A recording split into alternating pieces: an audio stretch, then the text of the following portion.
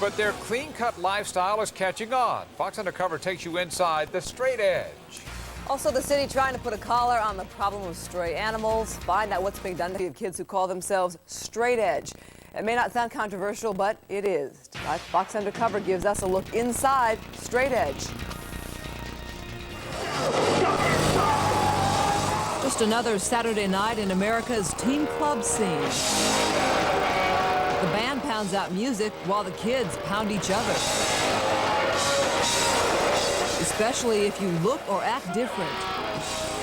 Hey, long hair! Get that hippie out of here! It's a liquored up, drugged out headbangers brawl. They don't like us standing up and saying, hey, you know, we don't think what you're doing is right.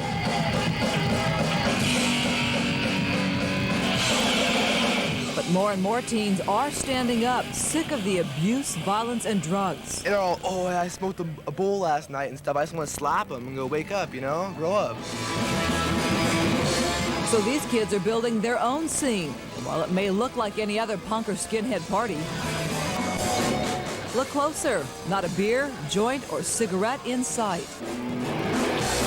Graffiti on this dance club door spells out more than the house rules. It's a social manifesto these kids call straight edge. I don't drink, I don't smoke, I don't do drugs, I don't eat meat. I have the strength to do things that most people can't. They hate that. Straight edge has grown from a small scene in the early 90s to a major movement in cities across the country. I love my friends, I love my life. It's a complex world when you can't judge a punk by his spikes. So how do these kids mark the straight edge difference? It's being straight edge and little X's right here. For many straight edgers, this X marks more than a style of life. It's a new brand of progressive politics. Animal rights, like most straight edge kids are involved with, to like freeing political prisoners like Mumia Abu-Jamal. This is a whole new Generation X. They've grown up in a chaotic society that is still groping for answers and come up with their own. We're trying to start a new scene. Straight edge. For many straight edgers, it's the one sane place they can fit in. I grew up in the scene, so it's like my family pretty much. My parents kind of suck. Everything comes down to friendship to me. I mean, my friends have been there, my parents haven't, or like whatever. They've been there for me more than anyone. Chris Storley was looking for just that sense of community. When you see society around you collapsing and you can see, you know, corruption eating away from the inside, you know, there's definitely a sense of family by identifying with people and getting together with people that do see that. This is Chris 4 years ago when he first joined Straight Edge and a new band that shared his views. And we want people to understand our message. Our sort of mission as a band was to expose new ideas to people. Hopefully, you know, help people. They soon stopped playing straight edge only events and began spreading their message to people who drank and smoked dope. For a while, it was good. They're not drinking, they're not smoking, and that's totally cool, but they can totally enjoy the band, get in the pit, and the best thing is not throw up on people. Then things began to head south. Instead of converting the heavy partiers, violence and drugs began to erode the whole scene. People were hostile towards us, and we were threatened a lot. It was because we were presenting ideas that most people just didn't want to think about. Hey, is everybody up? Soon after this incident, Chris went to a straight edge club but found non-punks had taken over. You know, looked like a punk rocker. You know, I had a, you know, mohawk spiked up. I was there for about 5 minutes before people started kicking me in the stomach in the middle of the pit simply because of how I looked. I wasn't as straight edge as them or something, you know, or I wasn't as hardcore as them. Even back in 1995, Chris realized the scene for him was falling apart. The straight edge scene these days is more oppressive than the society that they try to reject. But many straight edgers say it's still mostly a peaceful, positive scene. There's always the few morons and idiots that are too extreme.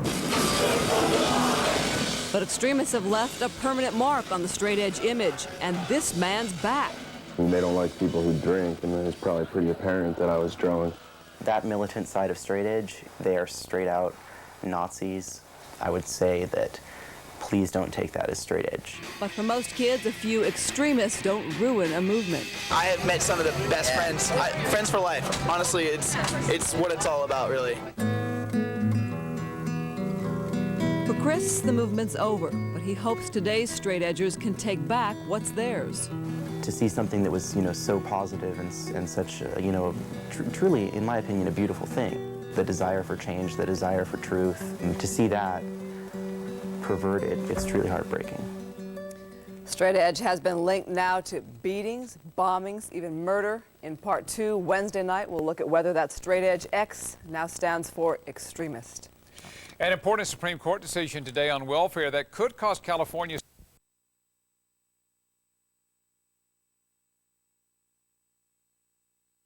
and casual sex. But in one city, extremists have taken the commitment down a deadly path. Tonight in this Fox Undercover report, we see how the straight edge movement has turned to hate edge. In the mosh pit, they're a wild and chaotic grab bag of American youth. But they call themselves straight edge, and their signature X marks a hardcore commitment to a clean-cut life. I'm pure, I'm clean, I don't drink, I don't smoke, I don't do drugs, I don't eat meat. It's our open protest, and It stands for a lifetime commitment against drugs and alcohol. Not having sex, it's just being good, It's an all-new Generation X, and these Los Angeles kids say they've finally found a community where they can fit in. Friendship crew, man. It's about brotherhood, that's all. That sense of unity has been shaken by more than a dozen acts of serious violence that police link to straight edgers. Their insignia slashed into this man's back, he says, just because he was smoking pot. This business firebombed by radical straight edgers. This 15-year-old boy murdered. The shockwaves from the violence have jolted the core of LA's straight edge scene. They take a few isolated incidents, blow it out of proportion, and make it look like straight edge kids are bad. Salt Lake City, Utah, home to straight edge events that draw up to 9,000 people. Recently, the epicenter of the movement's burst of violence. There's a bunch of blood there. Richard Webb never knew much about straight edgers until he says 6 members caught him drinking and smoking marijuana at a Salt Lake concert. I mean, they don't like people who drink, and it was probably pretty apparent that I was drunk. He says they X'd his back with a straight blade as punishment to him and a warning to others. They have no right to carve me up like a turkey or something, Most straight edgers strongly agree. Violence isn't really something that we applaud. Actually, we should be every parent's dream. But Charlene Safford calls straight edge a nightmare.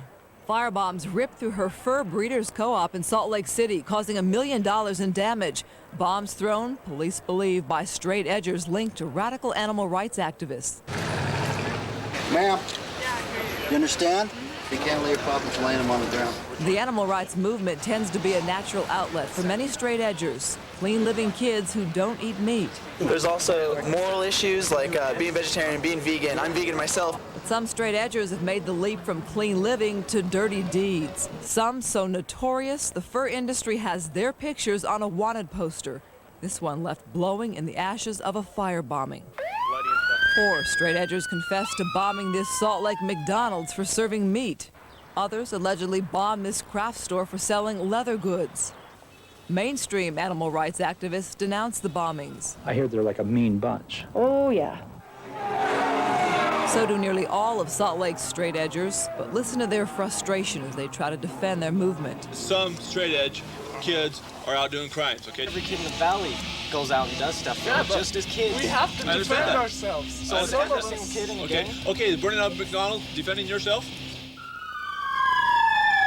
And then there's this scene, perhaps the most cold-blooded straight-edge crime, the murder of 15-year-old Bernard Reprenza in Salt Lake. Jane L. Cooper says it started when he and Reprenza had a shouting match with a group of straight-edgers. He was running, one of the dudes stabbed him in the stomach, cut his stomach open and stuff, and then I seen him run across the street. Straight-edge member Sean Darger and 2 fellow straight-edgers are charged with murder and awaiting trial. The killing has left Reprenza's family shattered. All the parents that son in jail, I know it's hard, but I don't have my son no more. And the crime is Salt Lake media calling straight edge hate edge. But straight edgers in Los Angeles insist that hate is not a part of their scene.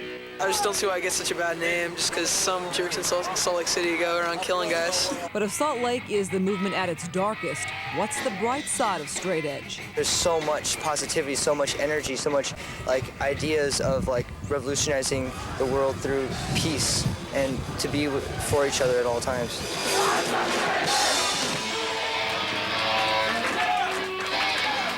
Los Angeles police report no recent problems with straight edge members, but in Salt Lake and elsewhere, the problem has become serious enough that the FBI is now keeping special files on the movement.